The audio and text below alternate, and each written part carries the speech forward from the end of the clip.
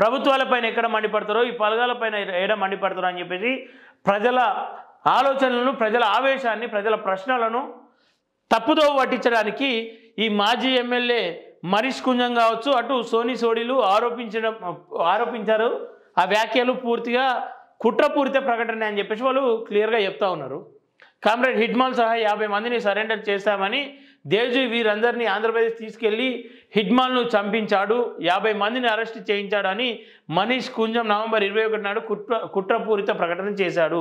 ఇదంతా కూడా దేవ్జీ పైన నెట్టేస్తే ప్రభుత్వాలకు ఎట్లాంటి నష్టం ఉండదు.